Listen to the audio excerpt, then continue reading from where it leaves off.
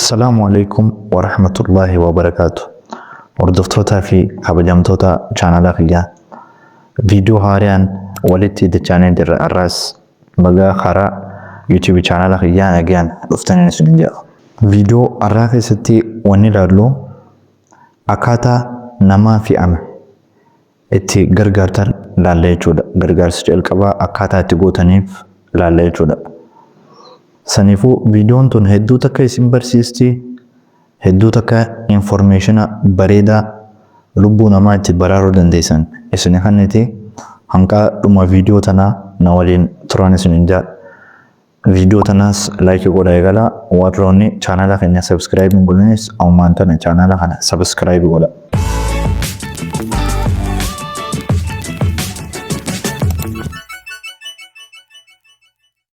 namni hundinuu hedduma feetettoo fi'amuu ni danda'a.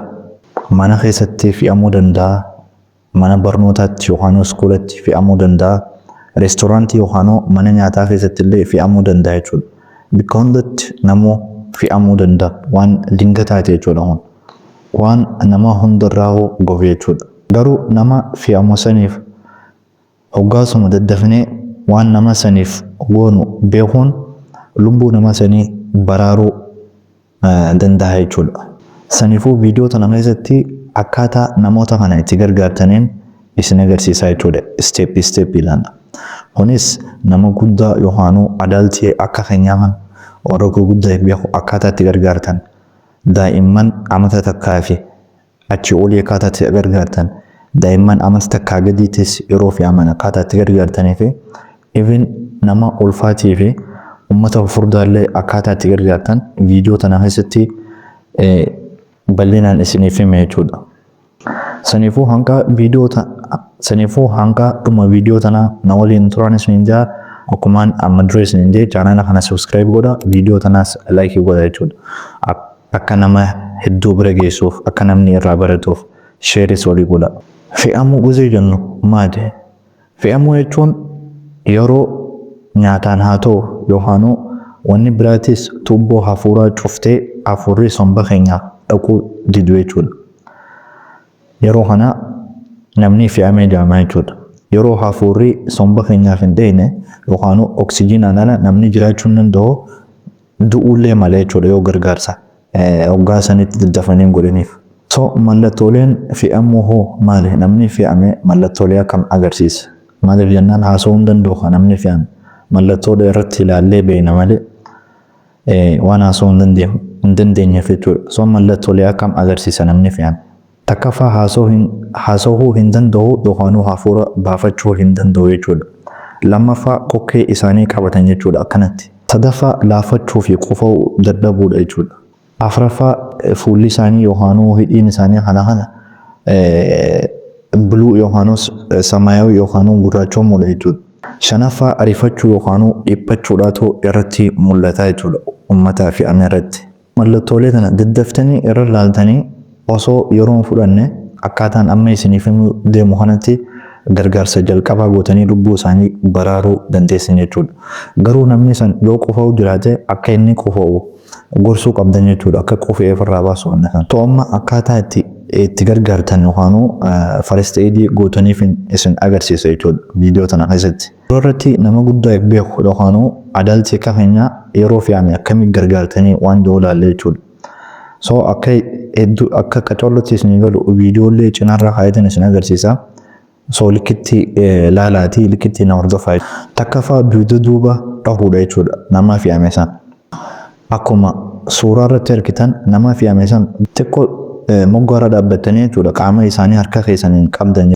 Eebisi fuula duratti xiqqishoo akka dura gajjoo gootanii lafee dugdaa lamaan jidduu harka keessaniin akkana gootanii hoggushan dho'itan jechuudha akkuma asirratti argitan kanatti. Akkanatti hanqa wanni fe'ame san keessaa utaalu waan kana itti deddeebistanii gootan jechuudha. Akkaataan takkaffaa kana jechuudha. Akkaataa kana gargaartan. Takkaffaan kana. Lammaffaa abdominal thrust jennaan yookaan hemorrhage maneuver jennaan akkaataa lammaffaa itti gargaartan jechuudha. Kanas nama fe'ame san duuba dhaabbattanii eegasii nama fe'ame sanitti harka keessan martan jechuudha. Eega martanii booda harka keessan tokko kana qabdan akkuma nama qabe kana qabdanii handhuura isaatii ol asirra keessan jechuudha. Eegas harka keessan kaaniin akkana qabdanii duubarraa jechuudha. Inni as gidduu jira kanatti qabdanii ifitti as buttan jechuudha. Ifitti as buttan akkuma asirratti argitan kanatti jechuudha. Akka wanni fe'eessan keessaa utaalutti akkana gootan jechuudha. Akkuma viidiyoo irratti argitan. Akkana gootaniiti gargaartan jechuudha. Nama guddaa beeku haa fe'ame jechuudha. Akkaataa lameeniin isin agarsiisan kana keessaa lameen oguu takka fayyadamuu dandeessan takka immoo lameen keessaa takkatti illee fayyadamuu dandeessan jechuudha.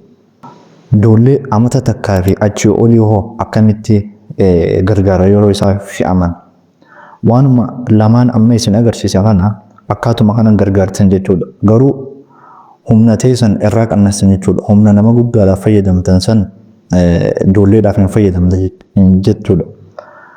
So humnuma ijoolleetiin hankuma ijoolleen dandeessutti humna osoo iddootti hin godhin akkasitti fayyadamtanii waanuma lameen kanaan gargaartan jechuudha. Ijoollee amata takkaa fi achii oliitis humnaan osoo hin taane keessanii jechuudha. Hayyee daa'ima amata takkaa gadii ta'u akkamitti gargaara yoo fe'ame. Daa'ima amata takkaa gadii akka armaan olii ilaalleen adda jechuudha. Of eeggannoo osoo fedhuuf daa'imman waan taaneef soo san akkaataa itti gootan ammaan isin agarsiisa jechuudha.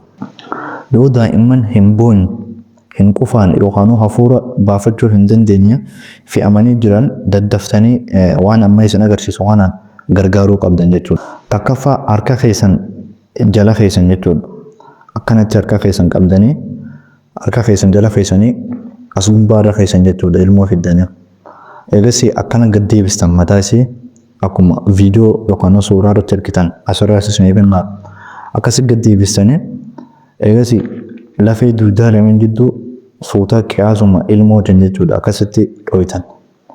Gushan hanqaa wanni fe'eessan keessaa gabbuu akkuma asitti argitan. So akkasitti dhohitan jechuudha hanqaa wanni bu'eessan keessaa gabbuu humnaan osoo hin taane qiyaasuma ilmoo saniitiin. Akkana gargaaruu dandeessan jechuudha takkaffaa. Lammaffaa chest thrust jennaani kan ammoo harka jala fe'isanii amma ol deebisan jechuudha.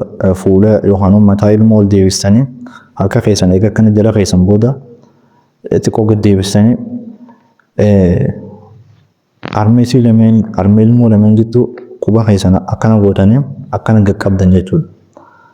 Kanatti gushan akkana qaqqabdan jechuudha. Hanqa wanni fe'eessan keessaa bu'uutti jechuudha.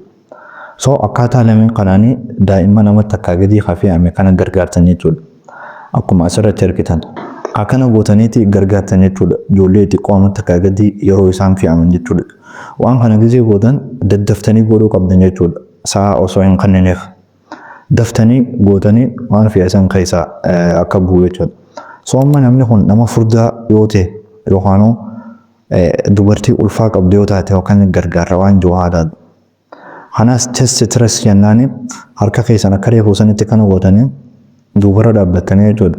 Itti maramtanii reefuu handhuuraa ol jenneeme amma garuu qiyaasa harma lameen jidduu keessanii duubarra akkanatti fitti as buttan jechuudha. Akkuma amma kanatti akkana fitti as buttan gushan hanqa wanni fe'ame keessaa bootti jechuudha.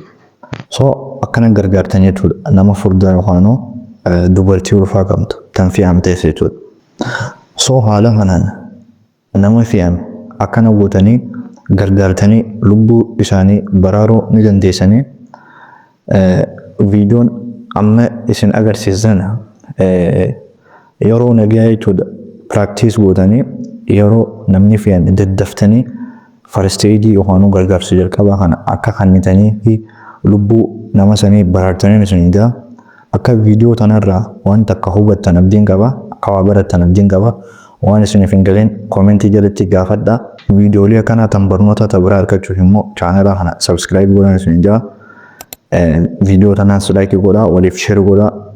Akka viidiyoo biraatiin walitti dachaanuu viidiyoo tana sirriitti ilaalaa isin jaa. Nagaan naa tura.